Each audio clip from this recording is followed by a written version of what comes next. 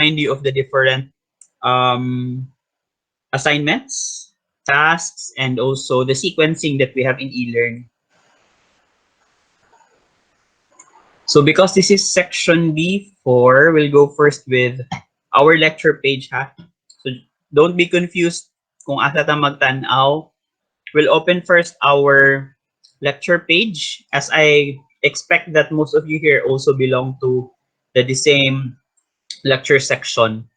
And then later we'll go over the laboratory requirements and on how you can proceed with your bubble diagrams to finally determine your architectural plans.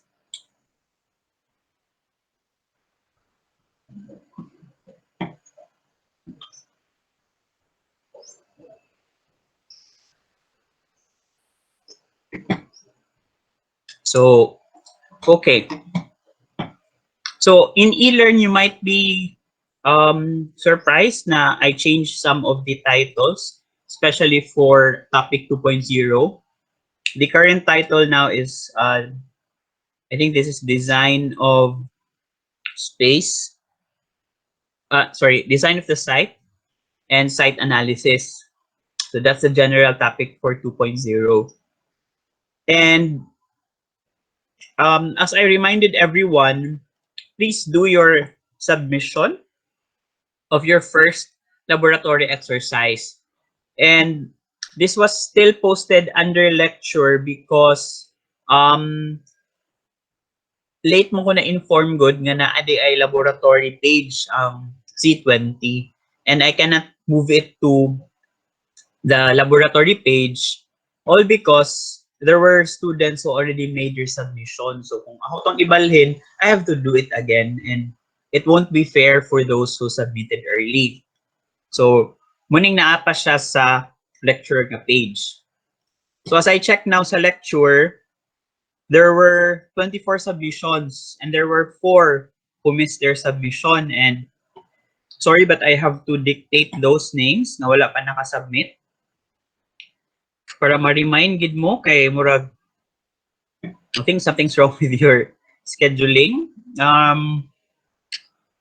Christian Bayita, if you're around, be reminded nga wala pa kay lab exercise 1. This is the SketchUp file, okay, of your as-built plan. Si Princess Darapa already made a request and she has a deadline until April 8th. Mr. Osama Naga also made a request until April 8th akong gi-make for him. And also Mr. Carlo Potot. Kinamot na unsa ni si Potot na confused man siya sa iyang submission. Sa email, sir. Yeah, but please be reminded that I don't accept submissions in email. Email is only for communication lang. Okay, if you dumped everything in my email, my inbox will be filled and I could no longer reply to your messages if that happens. So that's why all submissions should be done in eLearn. Para nga I can still reply sa akong email. For communication purposes, email lang yan. And then for submissions, e-learn na siya. Hinamang po appropriate nga monitoring dashboards under e-learn. So for those students, please be reminded of this. Okay, it's okay. And then for 1.1, okay. And then for these are the references that I've posted.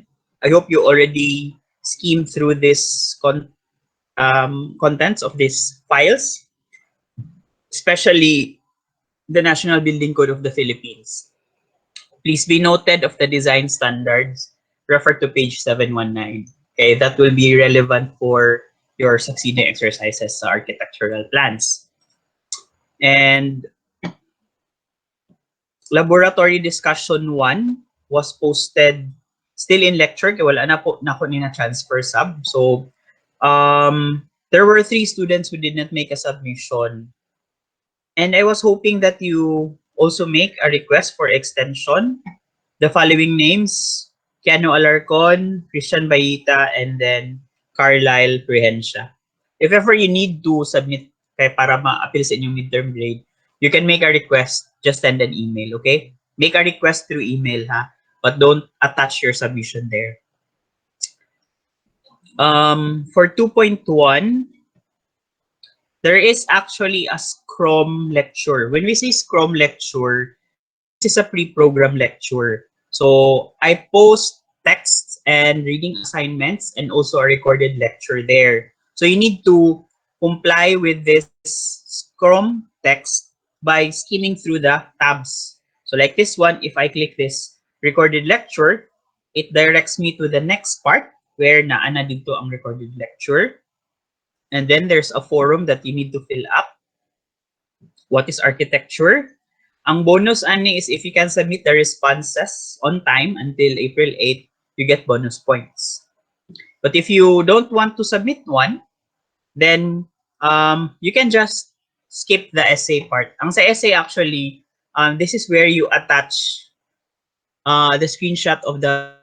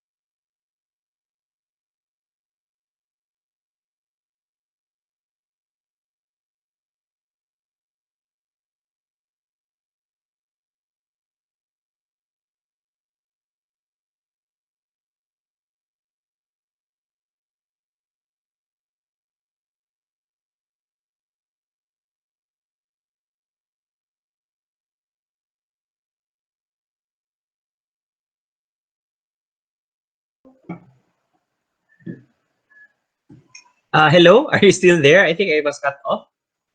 Yes, sir, pero Yes, sir. na-continue Pinawala sa ka. katong Yes, screenshot sir. Nawala lang ka, Wala gid, ka, sir. sir. Okay, asa ko nga part na cut off Atong sa akong screenshot, Yung sir. screenshot, istorya. sir. Screenshot, sir.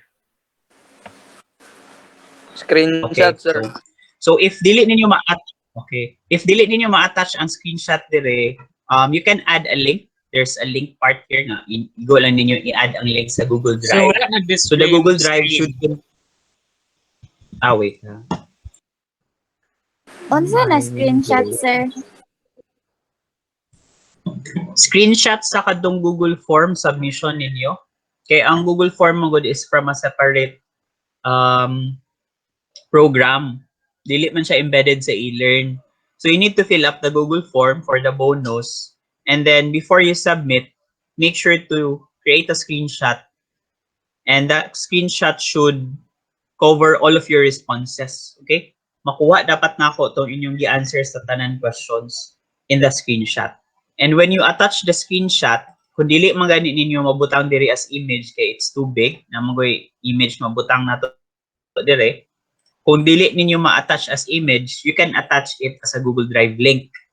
Then the Google Drive link could be a link of the picture or the folder with the pictures of your screenshots. Nakuha to? Okay, sir. Yes, sir.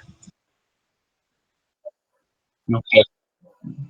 If you somehow want to skip this part, kay kapuyan ka, you can just put any text then click submit. Para makaadto ka sa last part, and the last part is an activity forum.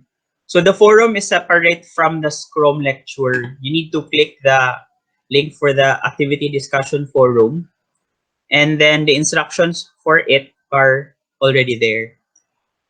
So what needs to be done here is that you need to present to everyone, that's to me, your instructor, and to your classmates, your proposed concepts for your house.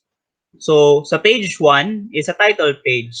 This could be a description or a brief description of the house. So normally we place proposed design for a 2-story single detached house. Okay. Miss Princess Darapa, the Google link for the form is found on the Scrum package. So just go over the Scrum lecture. There's a link there where you can access the Google response form. So going back to the activity discussion forum, the title page could have the description of the house. For example, if you want your house to be a rest house, i-indicate gid mo dito. Or if you want it to be single detached, meaning dili siya row house bitaw nga nakasumpay sa other buildings. So single detached ang tawag ana.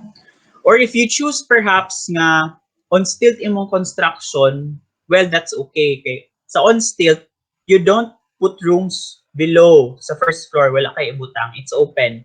But on the second floor, dito lang tanan. Habitable rooms, bedrooms, study, and even a terrace. So ang first floor ana could be empty or could only be used for landscaping, greeneries, pool, and other non-essential rooms. So pwede na siya. So you need to indicate it on your title page.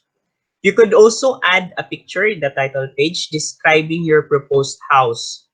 So the proposed house in this activity could be a picture from the internet.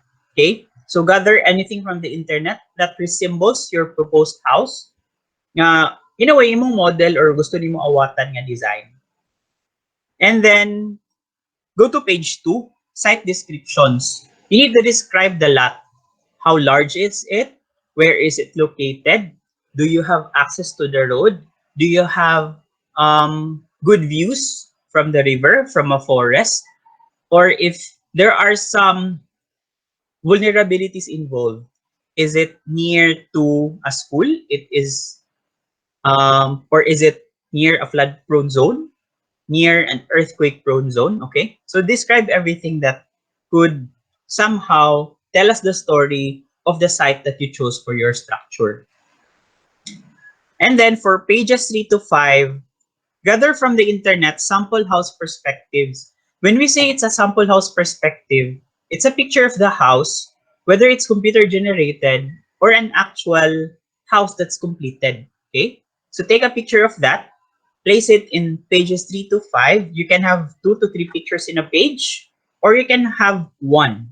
Okay, so these are model pictures that you want to copy for your design, or that you want to imitate as a model for your house design. Okay, so that's for 3 to 5.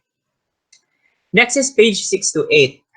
Sample interiors. So we want to get a picture of how will it look like inside.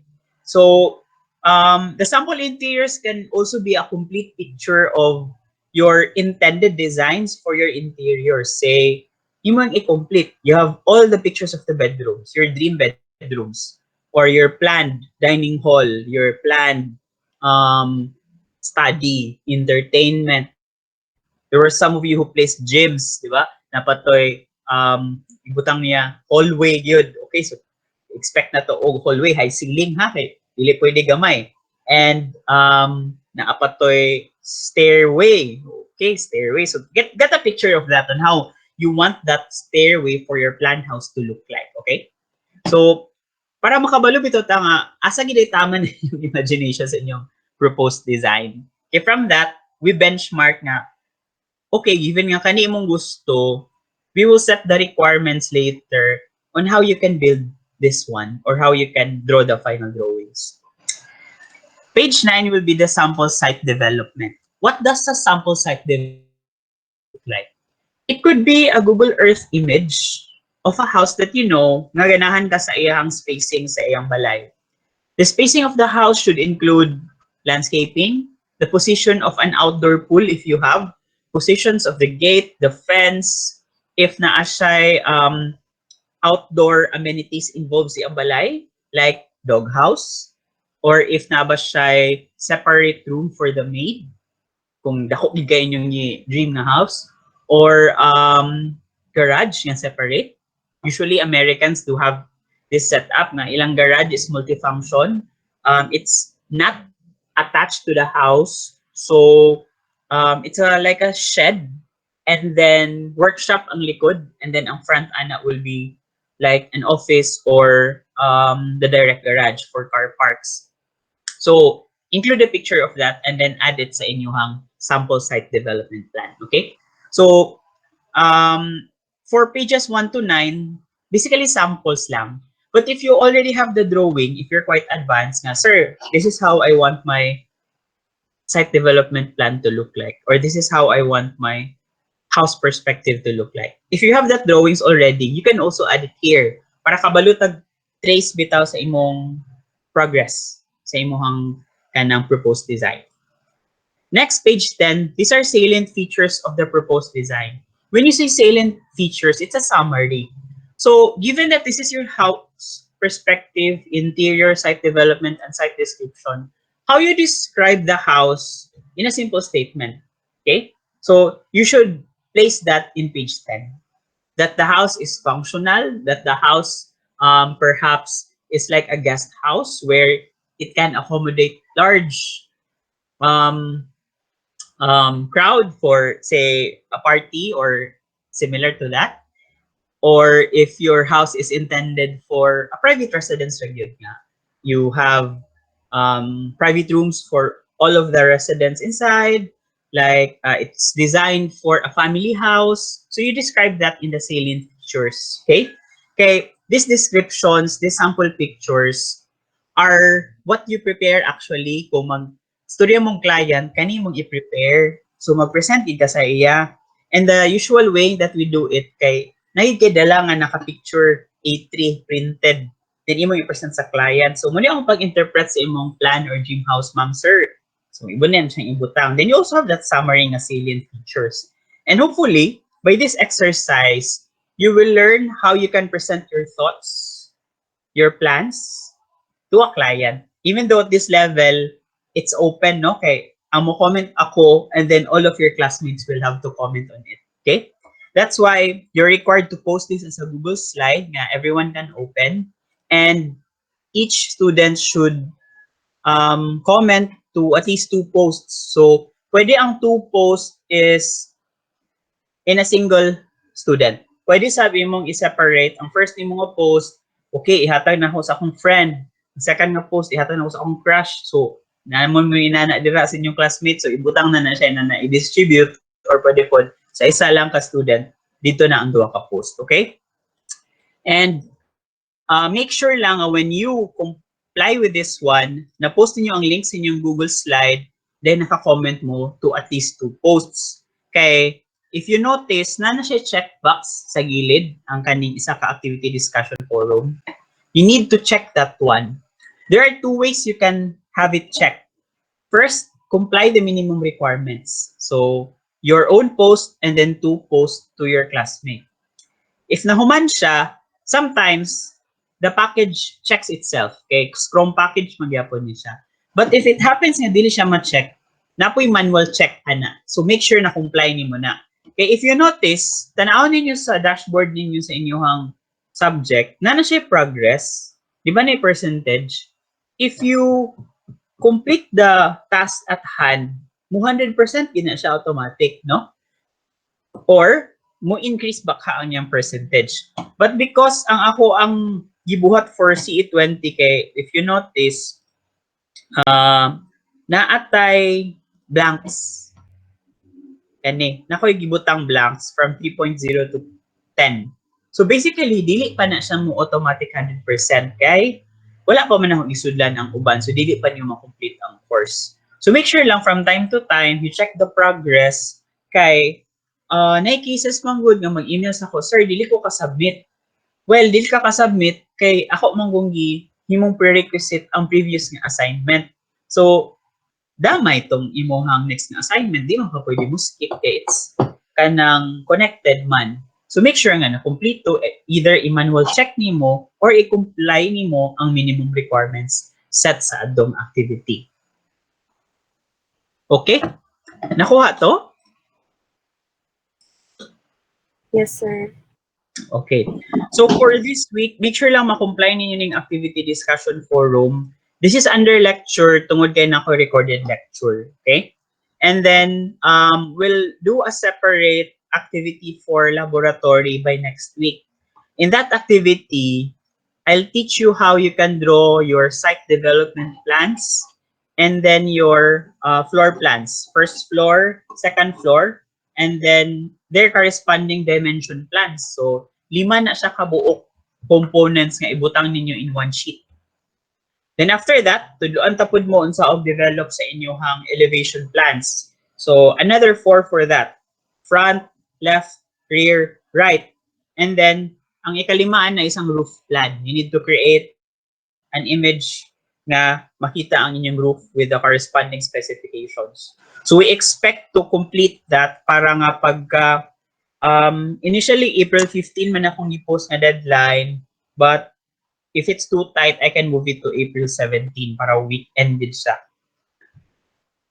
And then by that time, i-require na din mo og submit og compilation sa inyong proposed na design.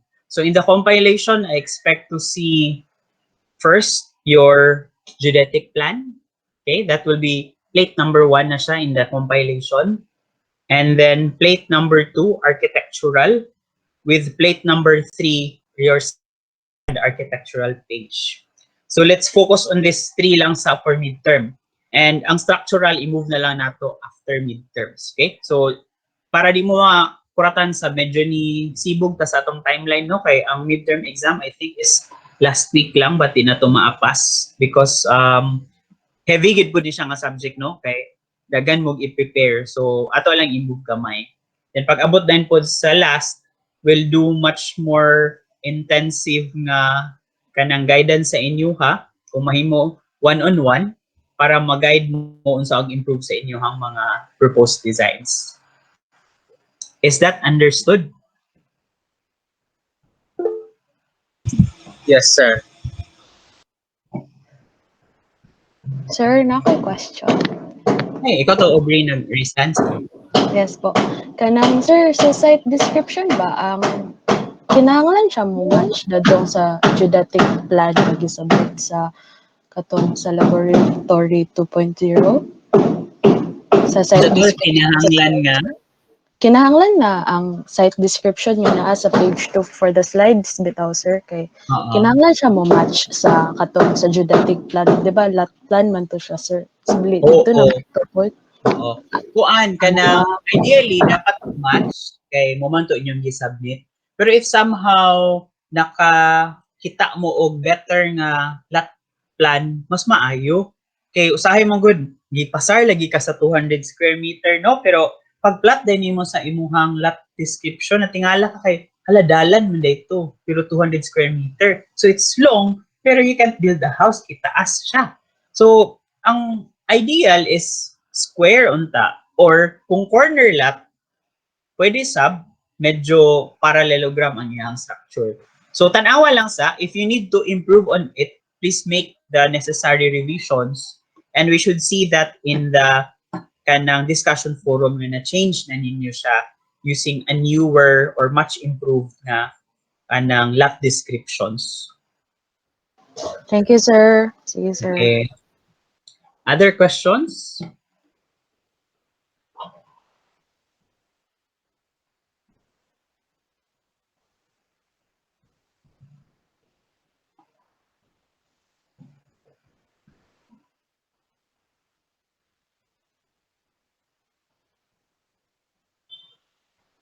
Na pa ba question?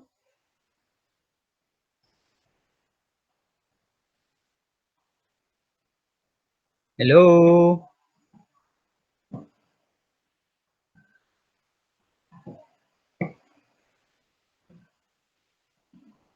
Hello? Nawala mo? None so far, sir. Okay, wala. Hello, sir. Kanang Yes, Luzano.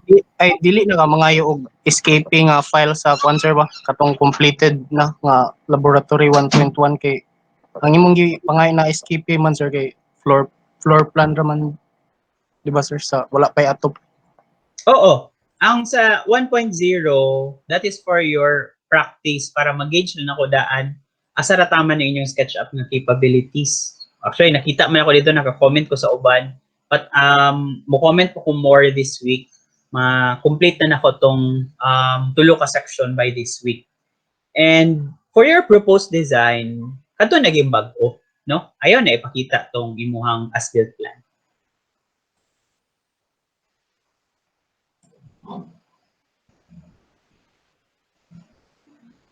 Nakuha to? Yes, sir. Okay. Sige.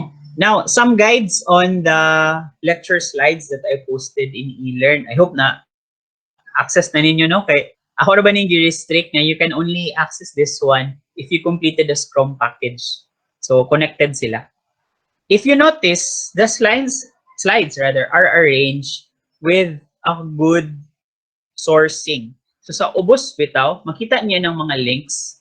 If you click that one, automatically i-direct mo to the link for that page. So make sure that you access them para makakuha mo more idea on like how to create a detailed site plan, na diri ang guide.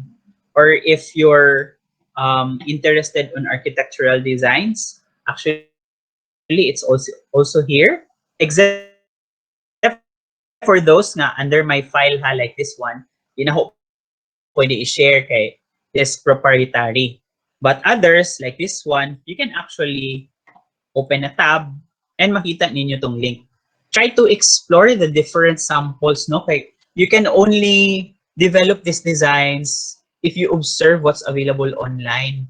Kay by training manggod, civil engineers don't have that static thinking. Di pare sa architects nga gi-train sila since first year. Nakabalo sila mo tan-aw on what's a good color, what's a good spacing, and even what's a good design. Sa ato manggod, we are not thought to be that way, or not thought to think that way rather. So what we can do to catch up with that gap sa atong thinking is to explore samples. So makakita mo dira, daghan ko gihatag nga sample, and I initially planned nga ang ako lang ging ihatag nga sample for you is something that's near Asian nga design, okay? Kaya kasi inyong gusto i-design ba is Cinderella house, kanang maglisod daan ng Cinderella house kay or kana bakahang British nga house kay it's not fit for the Philippine climate. Okay? Nga bato gid lura ang imong giwall, maglisod daan na. Unless dito ka magpuyo sa Mount Kitanglad, no? Pwede gid na. Pero sa ato, we need the free flow system nga mosulod ang hangin, nga it's thermally kanang conducive. So daghan kay samples na akong gipakita dira. Just explore the links nasa ubos, ako na siyang gibutang na yung mga sources. If in case nga na source nga you need to download, check lang pud sa ubos kay daghan man pud ko gibutang nga references. So like in the last page, I reference websites, okay? You can access them para matabangan mo sa inyong pag-design. Okay, take note, in a flexible mode, it is expected that you're also utilizing the web for your learning, okay? So muna nga, sources are posted for your reference. Okay, so nana sa ubos, tanan na ba naka-access ani? Wala pa ang uban? Hello?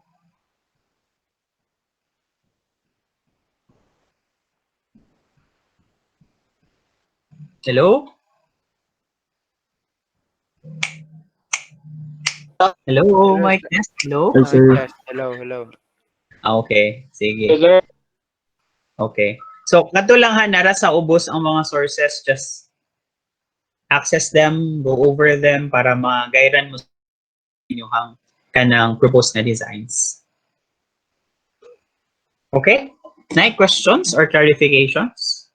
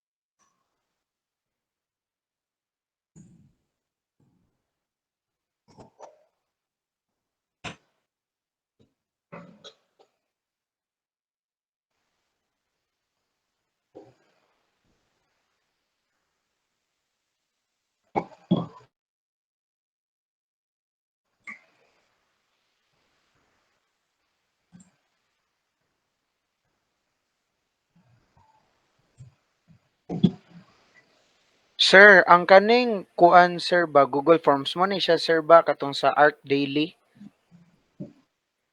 Yes, Art Daily na siya ng Google Form. Mura niya mo i-screenshot sir. Once inyong mansiran, imong Screenshot. screenshot.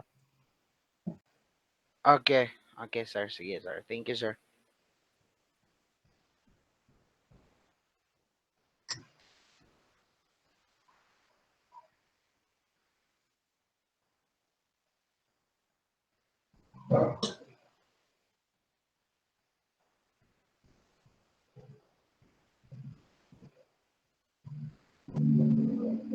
Any more from the class?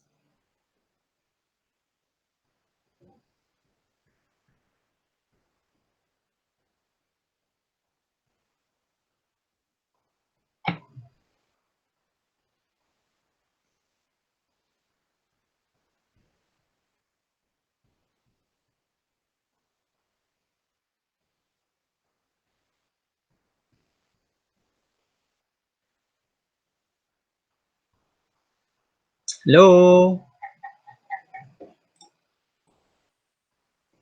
None so far? None so far, sir. Wala na siguro, sir. Okay. So if you need more guidance sa inyong design or na ay inconvenience baka sa inyong pag-submit or anything that confuses you while you create your architectural details and plans, you can always send an email or an e-learn message. And if you have access to my Facebook accounts, you can also send them there. Okay? Okay sir. Okay. Sige. So, thank you for joining. If you have some more questions that you want to ask privately or later kung maulaw lang mga dagan classmates, you can still stay and I'd be happy to entertain them. Okay? Goodbye, everyone. Thank you, Thank you sir. sir. Sir, Thank thank you you, po. sir.